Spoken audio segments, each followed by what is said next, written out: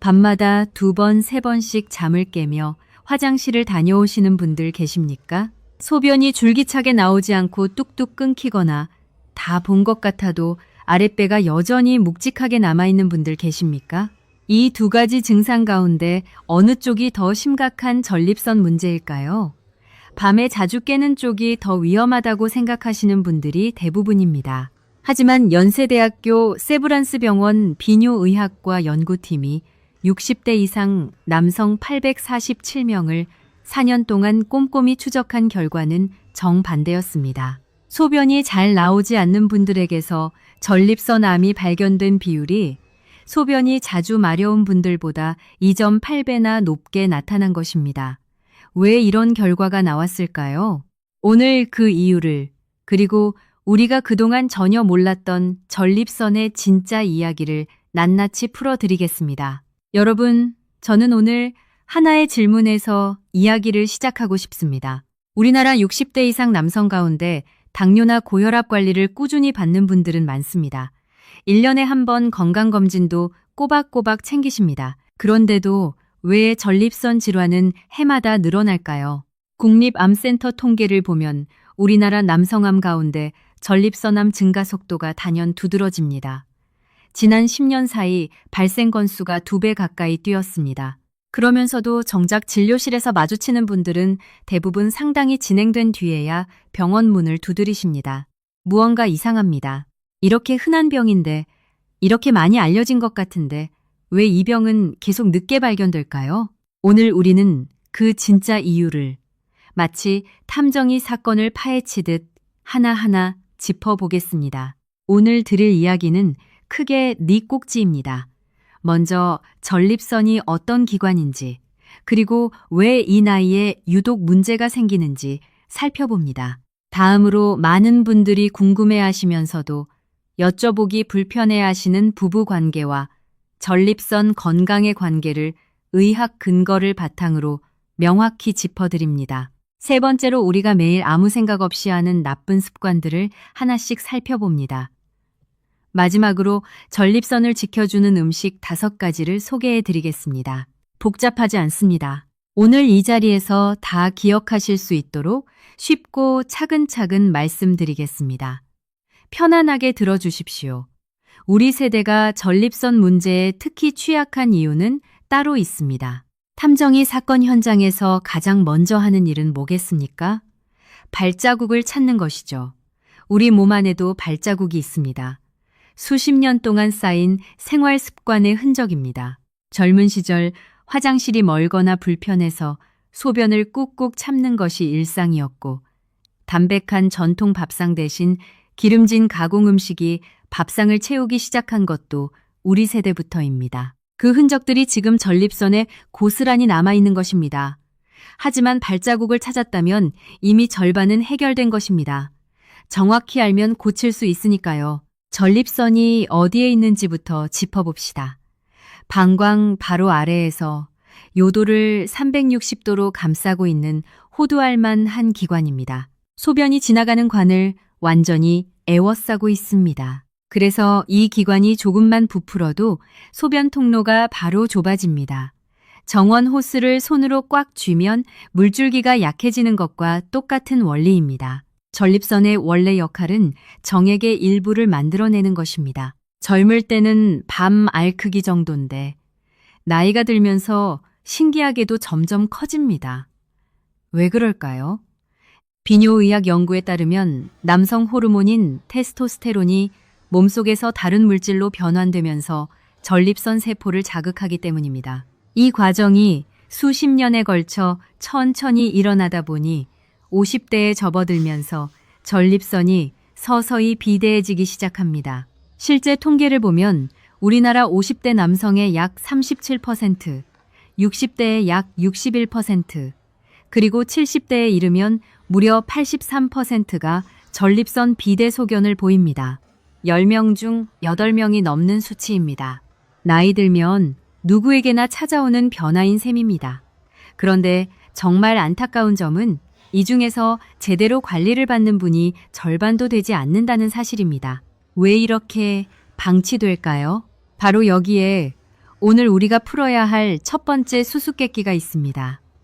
전립선 비대증이나 전립선암은 초기에 거의 아무런 신호를 보내지 않습니다.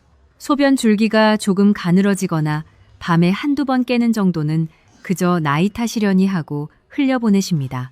바로 그 점을 이용해 전립선 질환이 조용히 오랫동안 몸속에서 자리를 잡아갑니다. 이것이 진짜 범인의 수법입니다. 증상 없이 숨어 있다가 이미 상당히 진행된 뒤에야 모습을 드러내는 것입니다. 부산에 사시는 올해 62살 박영돈 씨 이야기를 잠깐 들려드리겠습니다. 퇴직 이후에도 텃밭을 가꾸고 손주들과 자주 어울리시던 분입니다. 3년 전부터 밤에 한두 번씩 화장실을 가셨는데 대수롭지 않게 여기셨습니다. 그러다 지난해부터 소변 줄기가 부쩍 약해지고 다 봐도 개운치 않은 느낌이 들기 시작했습니다. 아내분이 여러 차례 병원 가자고 했지만 귀찮기도 하고 그 나이 남자가 그 부위를 검사받으러 간다는 게 왠지 민망하기도 해서 미루고 또 미루셨습니다. 결국 참다 못해 찾아간 병원에서 전립선이 정상보다 2배 가까이 커진 사실을 알게 되셨습니다. 다행히 암은 아니었지만 치료가 많이 늦어진 탓에 한동안 꽤 힘드셨습니다. 영돈 씨는 진료실에서 이렇게 말씀하셨습니다. 이렇게 흔한 병인 줄 알았으면 진작 왔을 텐데 그냥 창피하다고만 생각했습니다. 우리가 건강해야 자식들에게 짐이 되지 않습니다. 쑥스럽다고 숨기다가 병을 키우는 것이야말로 가족들을 더 힘들게 만드는 일입니다. 검진은 허무할 정도로 간단합니다. 혈액 검사로 전립선 특이 항원 수치만 확인하면 됩니다. 50세 이상 남성이거나 가족력이 있는 분은 45세부터 1년에 한 번 비뇨의학과를 찾아주십시오. 국민건강보험이 적용되어 비용도 매우 저렴합니다. 이제 많은 분들이 궁금해하시면서도 대놓고 물어보기는 어려워하시는 주제를 다뤄보겠습니다. 부부관계의 빈도와 전립선 건강의 관계입니다. 결론부터 명쾌하게 말씀드리겠습니다. 적당한 빈도의 성생활과 사정은 전립선 건강에 오히려 도움이 됩니다. 하버드 의과대학 연구팀이 약 2만 9천 명의 남성을 18년 동안 추적 관찰한 대규모 연구 결과가 있습니다. 한 달에 20일에 이상 사정한 남성들은 한 달에 4회에서 7회 정도인 이들에 비해 전립선암 발생 위험이 19% 낮았습니다. 정확히 20%가 아닙니다. 연구에서 나온 수치는 19%입니다. 왜 이런 결과가 나올까요? 전립선은 정액을 만들어내는 기관이라고 말씀드렸습니다. 주기적인 사정은 전립선 안에 오랫동안 고여있던 분비물과 노폐물을 몸 밖으로 내보내는 역할을 합니다. 집안 수도관을 정기적으로 세게 틀어 청소해주는 것과 같은 이치입니다. 청소를 안 하면 찌꺼기가 쌓이고 썩듯이 전립선도 마찬가지입니다. 그렇다면 자주 할수록 좋은 걸까요? 과유불급입니다.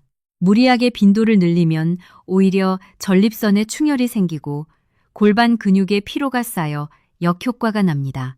특히 이미 전립선 비대증을 앓고 계신 분들은 과도한 자극이 증상을 악화시킬 수 있습니다. 반대로 너무 오랫동안 참는 것도 전립선 내부 압력을 높여 불쾌감을 유발하니 피하십시오.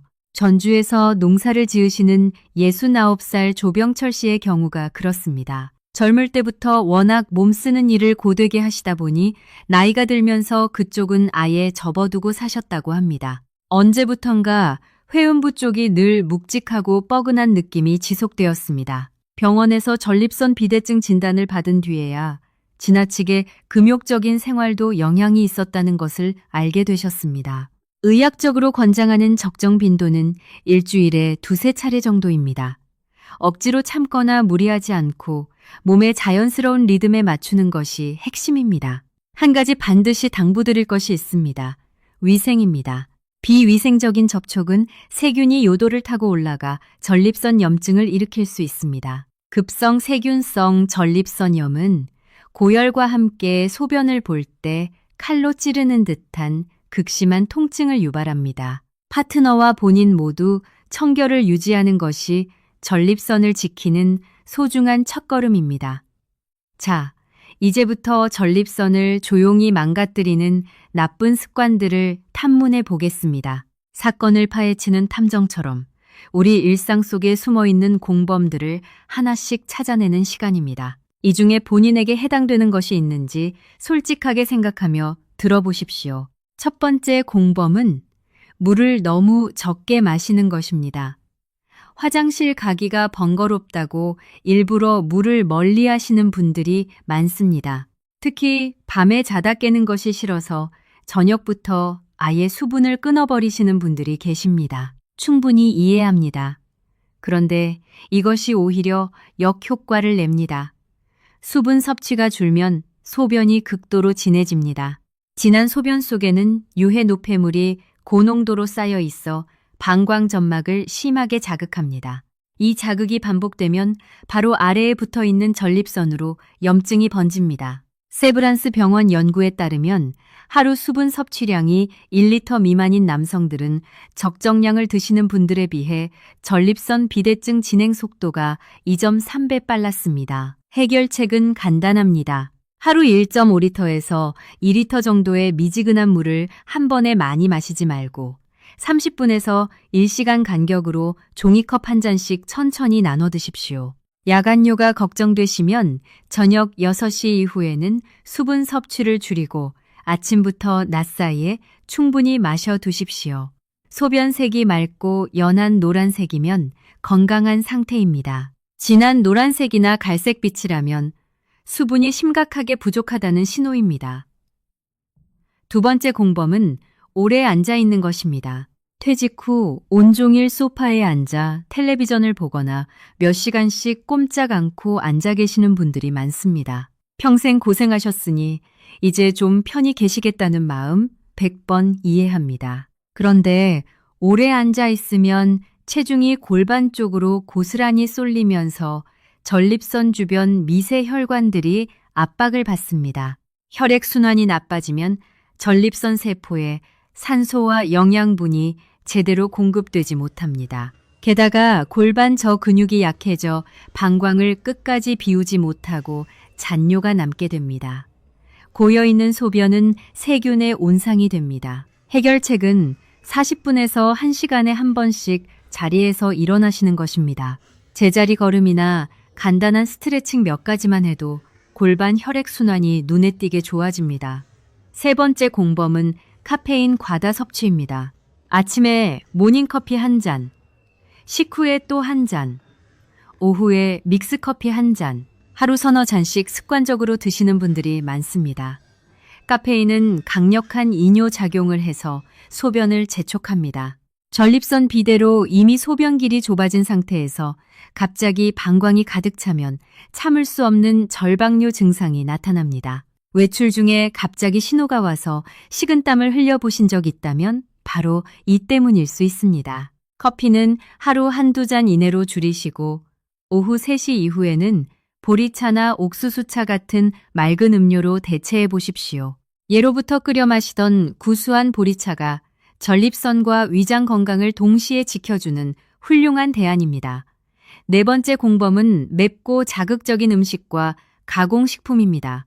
얼큰한 찌개와 매콤한 볶음 요리는 참 매력적인 음식입니다. 하지만 매일같이 지나치게 맵고 짠 음식을 드시면 방광과 요도 점막이 직접 자극을 받아 염증 반응이 악화됩니다. 더 나쁜 것은 라면이나 햄, 소시지 같은 가공식품입니다. 다량의 나트륨과 트랜스 지방이 전립선 비대를 촉진합니다. 세브란스 병원 연구에 따르면 가공식품을 주 5회 이상 즐겨 먹는 남성은 그렇지 않은 분들에 비해 전립선 비대증 진행 속도가 1.7배 빨랐습니다.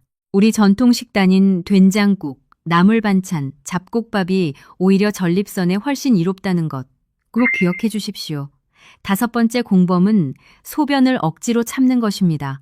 운전 중이거나 중요한 모임 자리에서 혹은 그냥 귀찮다는 이유로 신호가 왔는데도 꾹 참으시는 분들이 계십니다. 방광은 탄력 있는 풍선 같습니다. 지나치게 자주 늘어나면 늘어난 고무줄처럼 탄력을 잃습니다. 방광 근육이 힘을 잃으면 잔뇨가 생깁니다. 그 잔뇨가 전립선을 계속 눌러 조직을 딱딱하게 만듭니다. 소변이 마렵다고 느껴지면 미루지 말고 바로 화장실로 향하십시오. 잠들기 전에는 반드시 방광을 완전히 비우는 습관을 들이십시오. 잠시 숨을 고르고 중간 점검을 해볼까요?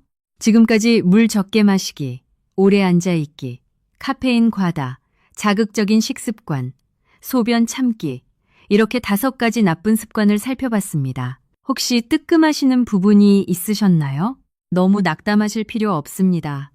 지금 알았으니 지금부터 고쳐나가면 됩니다.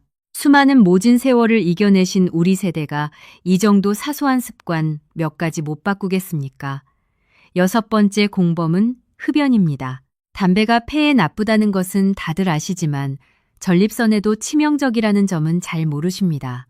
담배 연기 속 물질들이 몸속 미세혈관을 강하게 수축시킵니다.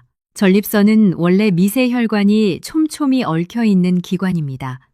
혈관이 좁아져 산소와 영양 공급이 끊기면 세포가 손상됩니다. 담배는 전신 염증 수치를 끌어올려 전립선 비대증을 악화시키고 전립선암 위험도 높입니다. 국가 통계에 따르면 흡연하는 남성의 전립선암 사망률은 비흡연자에 비해 1.9배 높았습니다.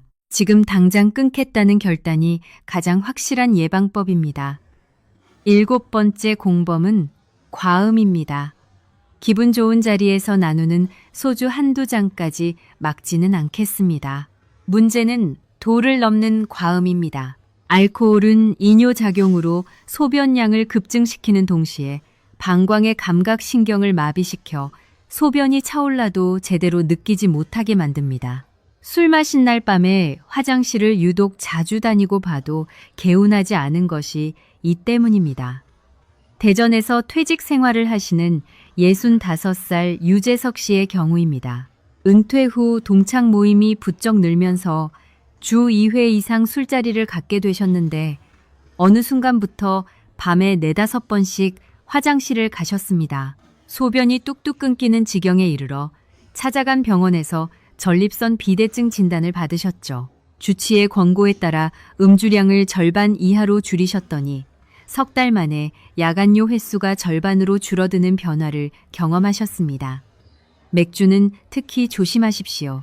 맥주에 함유된 성분이 남성 호르몬 균형을 깨뜨려 전립선 비대를 촉진할 수 있습니다. 전립선 건강을 위한 음주 기준은 일주일에 2회 이내, 한 번에 소주 2잔 미만입니다.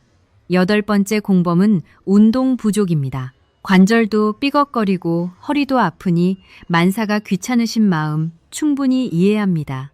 그러나 몸을 움직이지 않으면 전립선은 서서히 약해집니다. 임상연구에서 규칙적으로 걷기 운동을 한 그룹은 그렇지 않은 그룹보다 야간요 증상이 37% 적게 나타났습니다. 운동은 골반 깊숙이 숨어있는 전립선에 산소를 공급해줍니다. 또 복부 비만을 막아줍니다. 뱃살이 늘어나면 전립선 비대를 촉진하는 물질이 더 많이 만들어집니다. 무리한 등산이나 헬스 대신 하루 30분 가볍게 걷는 것부터 시작하십시오. 비뇨의학과 의사들이 특히 추천하는 운동이 있습니다. 케겔 운동입니다. 소변을 중간에 뚝 끊을 때 힘이 들어가는 근육을 의식적으로 조였다 풀어주는 방법입니다. 의자에 앉아 있을 때, 텔레비전 보실 때 아무도 모르게 5초간 꽉 조였다가 5초간 서서히 풀어주는 동작을 10회씩 하루 3번만 반복해 보십시오. 골반 근육이 튼튼해지면서 소변 자제력이 눈에 띄게 좋아집니다. 9번째 공범은 스트레스를 방치하는 것입니다. 스트레스가 만병의 근원이라고들 합니다만 이것이 전립선에도 직접 영향을 미친다는 점은 잘 모르십니다. 극심한 스트레스를 받으면 몸에서 코르티솔이라는 호르몬이 분비됩니다. 이 호르몬이 골반 근육을 무의식적으로 잔뜩 긴장시킵니다. 굳어진 골반 근육이 전립선과 방광을 강하게 눌러 소변이 더 막히고 통증이 생깁니다. 만성 스트레스에 노출된 남성들은 전립선 비대증 증상이 악화될 위험이 1.6배 높았습니다. 잠을 제대로 못 자는 불면이 겹치면 상황은 더 나빠집니다. 화장실을 가느라 잠을 설치고 그 피로와 스트레스가 다시 전립선을 자극하는 악순환입니다. 가벼운 산책, 친한 벗들과의 유쾌한 대화, 취미 활동으로 마음의 응어리를 푸십시오. 평생 속으로만 꾹 참고 견디는 것이 미덕이라 배우셨겠지만 이제는 감정을 솔직하게 표현하는 것이 건강을 지키는 용기입니다. 여기서 잠깐 골반 근육 강화의 중요성을 좀 더 구체적으로 말씀드리겠습니다. 많은 분들이 케겔 운동에 대해 들어는 봤지만 정확히 어떻게 하는지 모르셔서 제대로 실천을 못 하십니다. 간단히 설명해 드리겠습니다. 지금 이 순간 소변이 흐르고 있다고 상상하십시오. 그 소변을 중간에 뚝 끊으려면 어떤 근육에 힘이 들어갑니까? 배 근육이나 허벅지가 아닙니다. 회음부 쪽 깊숙한 근육입니다. 바로 그 근육을 의식적으로 5초간 조이고 5초간 천천히 풀어주십시오. 이것을 한 세트로 해서 10회씩 하루 3번만 하시면 됩니다. 텔레비전 보시면서 하셔도 되고 식사 후 의자에 앉아서 하셔도 됩니다. 아무도 모릅니다. 이 운동이 왜 중요할까요? 골반 저 근육이 튼튼해지면 방광을 더 강하게 조절할 수 있게 됩니다. 소변을 끝까지 시원하게 비울 수 있고 절박류나 요실금도 현저히 줄어듭니다. 대한비뇨의학회가 권고하는 골반 저 근육 운동 프로그램을 6주간 실천한 남성들을 추적한 결과 야간요 횟수가 평균 41% 감소했습니다. 시작한 지 4주 안에 효과를 느끼신 분들이 73%였습니다. 비용은 단 한 푼도 들지 않습니다. 오늘부터 당장 시작하실 수 있습니다. 창원에서 혼자 생활하시는 62살 홍재민 씨는 버스 기사를 은퇴하신 뒤 운동이라고는 거의 하지 않으셨습니다. 무릎도 좋지 않으셔서 걷는 것 자체가 부담이었습니다. 비뇨의학과에서 케겔 운동을 권유받으셨는데 처음에는 반신반의하셨다고 합니다. 그런데 딱 3주 뒤부터 밤에 화장실 가는 횟수가 4번에서 2번으로 줄더라고요. 무릎이 아파서 걷기는 못해도 의자에 앉아서 이 운동만큼은 꾸준히 하고 계시다고 합니다. 걷기가 어려우신 분들에게 특히 권해드리는 이유입니다. 그리고 마지막, 가장 치명적인 공범입니다. 바로 정기 검진을 미루는 것입니다. 앞서 말씀드렸듯 전립선 질환은 초기에 거의 아무런 증상이 없습니다. 전립선암은 뼈나 다른 장기로 전이되어 극심한 통증이 나타난 데가 되어서야 발견되는 경우가 허다합니다. 다행인 점은 전립선암은 조기에만 발견하면 5년 생존율이 97%를 훌쩍 넘는다는 사실입니다. 일찍 발견하면 완치가 가능하지만 전이된 뒤에 발견하면 치료가 매우 까다로워집니다. 검사는 간단합니다. 혈액 한 번 뽑으면 됩니다. 전립선 특이 항원 수치, 전립선 특이 항원 수치라고 합니다. 울산에 사시는 63살 임진호 씨의 아내분은 남편이 10년 넘게 건강검진도 거부하시는 것을 보다 못해 결국 손을 잡아 끌고 비뇨의학과에 가셨다고 합니다. 그 결과 전립선 특이 항원 수치가 정상의 3배를 훌쩍 넘긴 상태였고 조직 검사에서 전립선암 진단을 받으셨습니다. 하지만 전에 발견한 덕분에 수술 후 지금은 건강하게 회복 중이십니다. 그 아내분이 진료실에서 이렇게 말씀하셨습니다. 그날 억지로라도 끌고 간 것이 남편을 살렸습니다. 여러분, 병원은 아플 때만 가는 곳이 아닙니다. 건강할 때 그 건강을 끝까지 지키러 가는 곳입니다. 손주 결혼식까지 건강하게 계시려면 지금 이 순간 결단하셔야 합니다. 그런데 잠깐 여기서 하나 더 여쭤보겠습니다. 전립선이 이렇게 흔하게 문제가 생기는데 과연 그 이유를 우리가 정말 제대로 알고 있을까요? 많은 분들이 그냥 나이 들면 그렇게 된다, 어쩔 수 없다고 생각하십니다. 그런데 오늘 제가 여러분께 드리고 싶은 이야기가 하나 더 있습니다. 전립선 문제를 일으키는 원인 가운데 아주 많이 알려진 것들이 있지만 정작 결정적인 원인은 의외로 잘 알려지지 않았다는 점입니다. 여러분, 혹시 이런 경험 있으십니까? 장거리 버스나 자동차를 오래 타고 나면 회음부, 즉 아랫배와 허벅지 사이가 묵직하게 불편한 느낌을 받으신 적 있으십니까? 혹은 자전거를 오래 타고 나서 소변이 평소보다 잘 안 나오거나 잔뇨감이 느껴지신 적 있으십니까? 이것이 단순한 피로감이 아닙니다. 전립선 건강과 직결된 중요한 신호입니다. 서울 아산병원 비뇨의학과 연구 결과에 따르면 하루 2시간 이상 딱딱한 좌석에 앉아 있는 생활 방식을 10년 이상 유지한 남성들은 그렇지 않은 남성들에 비해 만성 전립선염 발생률이 2.1배 높았습니다. 특히 자전거를 즐겨 타시는 분들 가운데 일반 안장을 사용하시는 분들은 전립선 압박이 상당합니다. 우리 회음부 바로 아래에는 전립선으로 혈액을 공급하는 중요한 혈관들이 지나갑니다. 이 부위가 오랫동안 좌석에 눌리면 혈관이 압박을 받아 혈류가 차단됩니다. 공장 가동을 위한 전기 공급이 끊기는 것과 같습니다. 혈액이 제대로 공급되지 않으면 전립선 세포가 서서히 손상됩니다. 해결책은 어렵지 않습니다. 운전을 자주 하시는 분들은 1시간에 한 번씩 잠깐이라도 차에서 내려 두 다리를 가볍게 움직여 주십시오. 자전거를 즐기신다면 전립선 보호 전용 안장으로 교체하시기 바랍니다. 그리고 딱딱한 의자보다는 쿠션이 있는 의자를 쓰시는 것이 장기적으로 전립선 건강에 훨씬 유리합니다. 또 한 가지 의외의 원인이 있습니다. 바로 수면 문제입니다. 많은 분들이 야간뇨 때문에 잠을 못 잔다고 말씀하십니다. 그런데 반대로 수면 자체가 나빠서 야간뇨가 더 심해지는 경우도 많습니다. 숙면을 취하지 못하면 우리 몸에서는 코르티솔이라는 스트레스 호르몬이 평소보다 훨씬 많이 분비됩니다. 이 호르몬은 방광과 전립선 주변 근육을 긴장시키고 자율신경계를 교란합니다. 자율신경계가 흔들리면 방광이 밤새 과민하게 작동하여 실제로 소변이 많지 않아도 자꾸 마렵다는 신호를 뇌에 보냅니다. 그래서 밤에 깨는 것입니다. 대한수면의학회 자료에 따르면 수면의 질이 낮은 남성들은 야간뇨를 경험하는 비율이 그렇지 않은 남성보다 2.4배 높았습니다.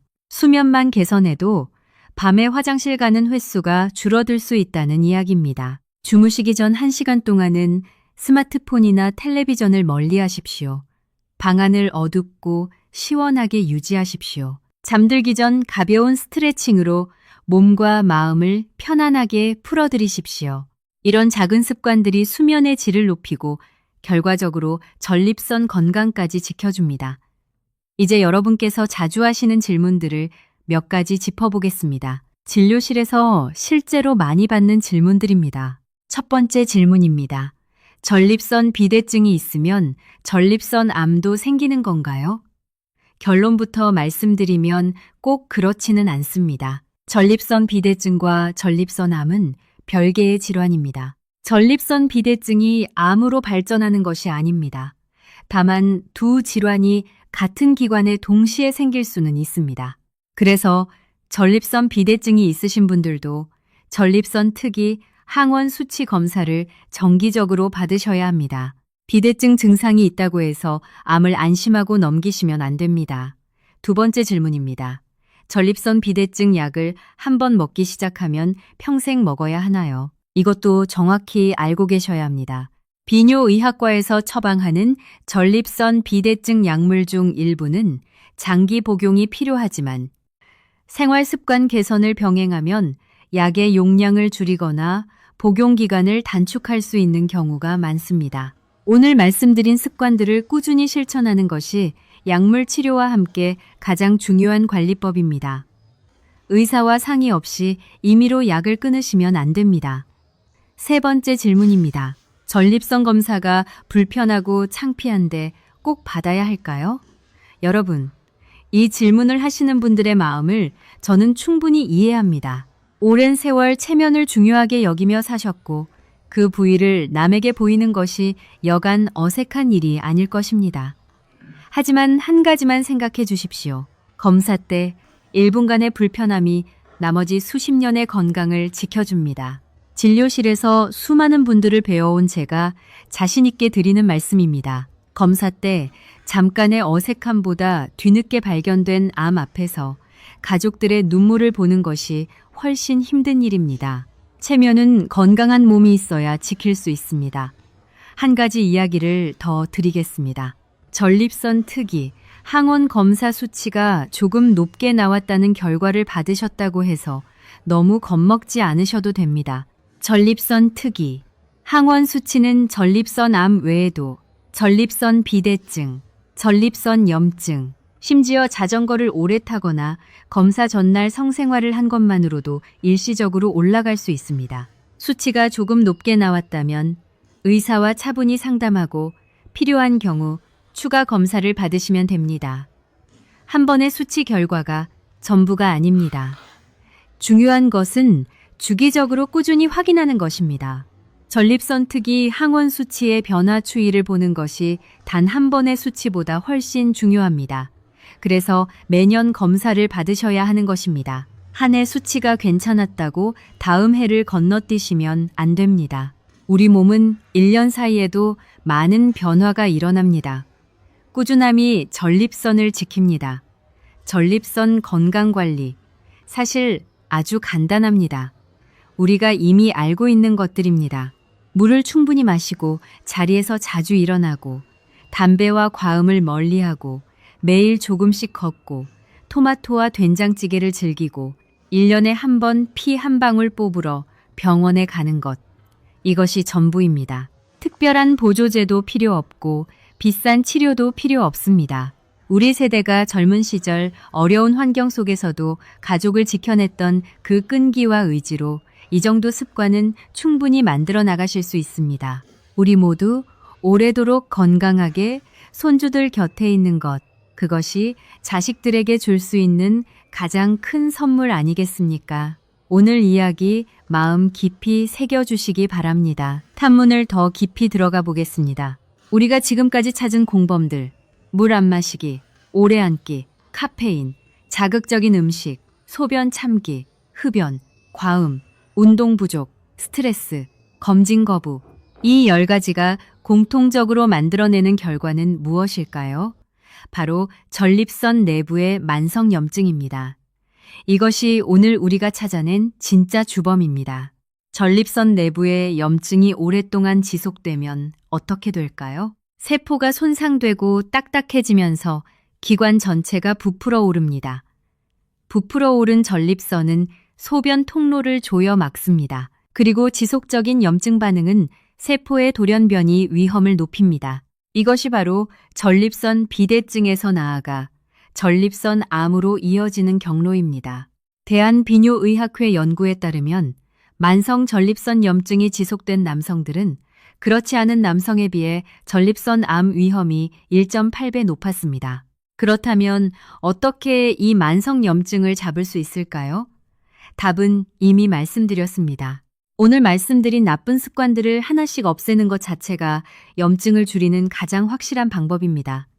비싼 영양제나 특별한 치료가 필요한 것이 아닙니다. 생활 속에서 매일 반복하는 작은 선택들이 쌓여 전립선을 지킵니다. 서울 아산병원 비뇨의학과 연구팀이 생활 습관을 개선한 남성 312명을 6개월 추적한 결과가 있습니다. 나쁜 습관 중 5가지 이상을 교정한 그룹은 전립선 관련 증상 점수가 평균 38% 개선되었습니다. 반면 2가지 이하만 고친 그룹은 개선 효과가 9%에 그쳤습니다. 하나하나 다 고치겠다는 마음, 그 의지가 열쇠입니다. 인천에 사시는 68살 백종현 씨의 이야기를 들려드리겠습니다. 퇴직 이전까지 버스기사를 30년 넘게 하셨습니다. 직업 특성상 오랫동안 운전대를 잡고 앉아 계셨고 커피와 담배로 졸음을 버티셨으며 화장실 가기 불편하다고 물도 거의 안 마셨습니다.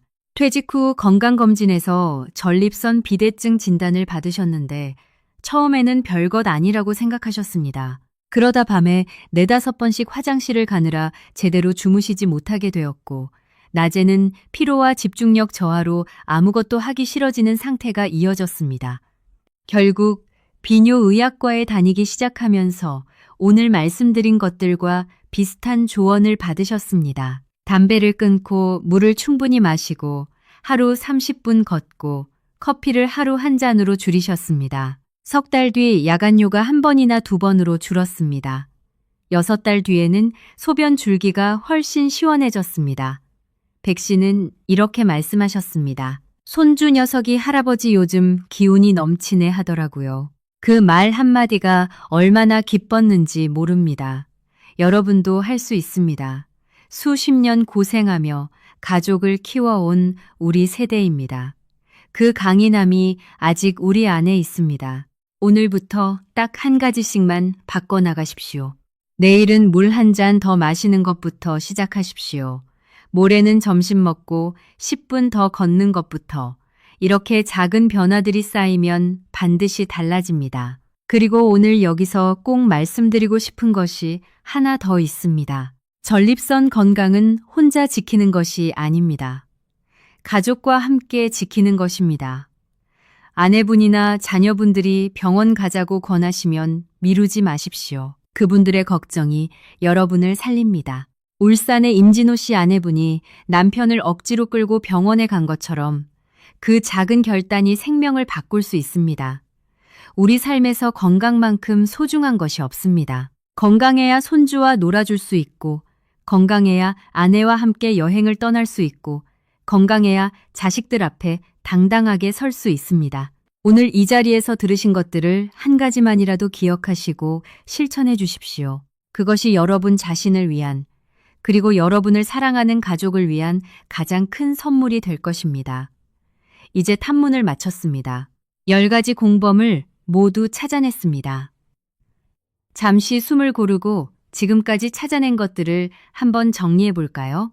물을 적게 마시는 것, 오래 앉아 있는 것, 카페인 과다 섭취, 맵고 자극적인 음식과 가공식품, 소변 참는 것, 흡연, 과음, 운동 부족, 스트레스 방치, 그리고 정기 검진을 미루는 것.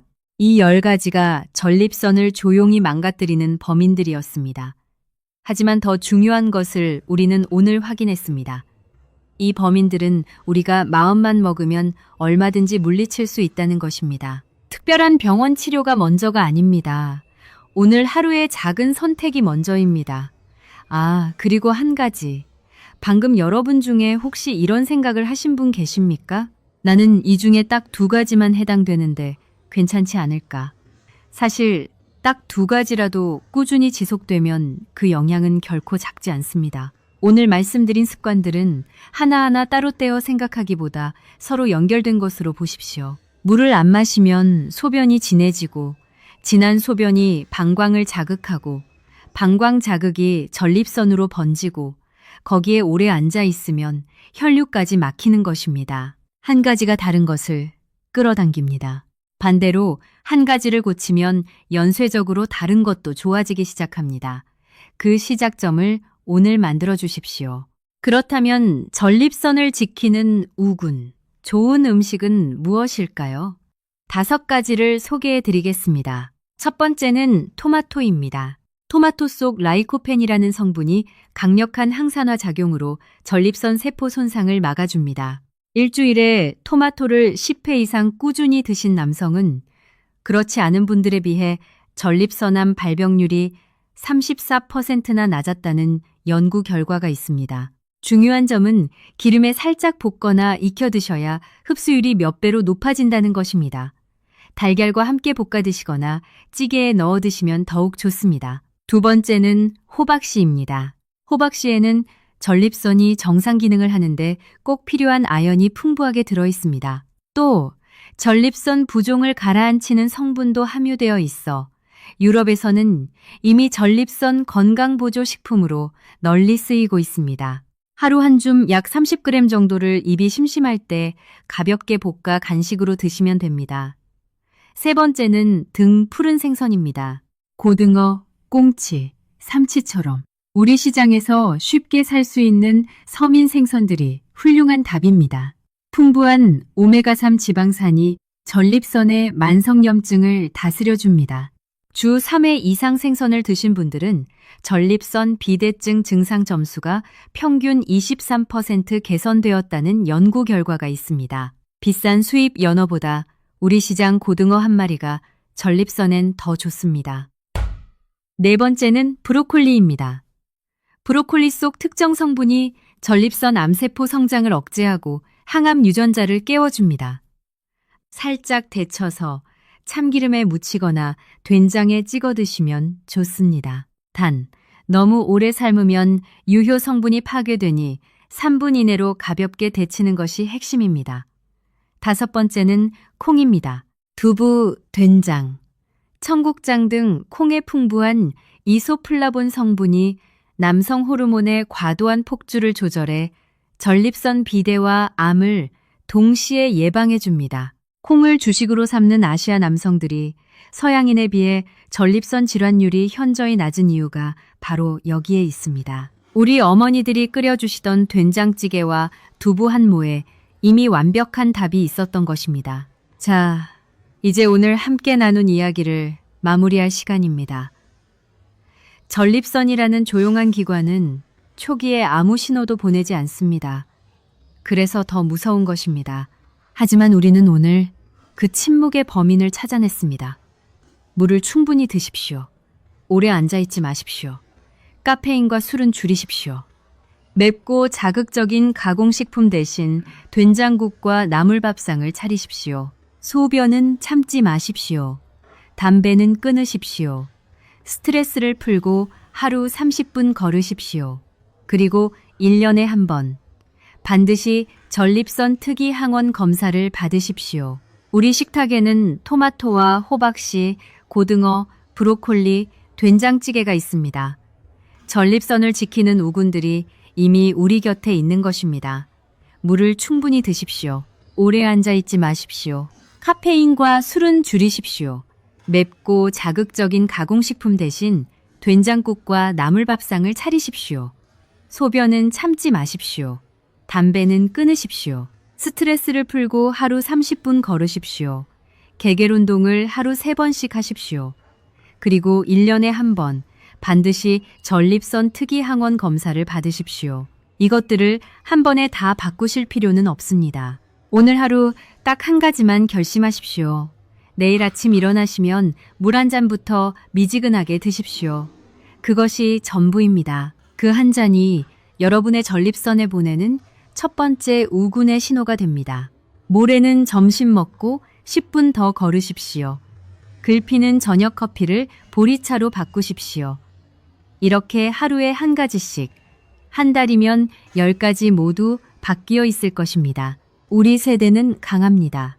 아무것도 없던 시절부터 가족을 지켜왔고 수없이 많은 어려움을 이겨냈습니다. 그 강인함이 우리 안에 아직 살아 있습니다. 이제 그 힘으로 우리 자신을 지켜야 할 때입니다. 손주들과 더 오래, 더 건강하게 함께하고 싶으십니까? 자식들에게 짐이 되지 않고 당당하게 사십시오. 오늘부터 하나씩 바꿔나가시면 됩니다. 지금 아셨으니 충분히 늦지 않았습니다. 도움이 되셨다면 주변 가족분들께도 꼭 전해주십시오. 좋아요와 구독으로 응원해주시면 더 많은 분들께 이 정보가 닿을 수 있습니다. 우리 모두의 건강을 위해 오늘도 감사합니다. 앞으로도 늘 건강하고 활기찬 하루하루 보내시기 바랍니다.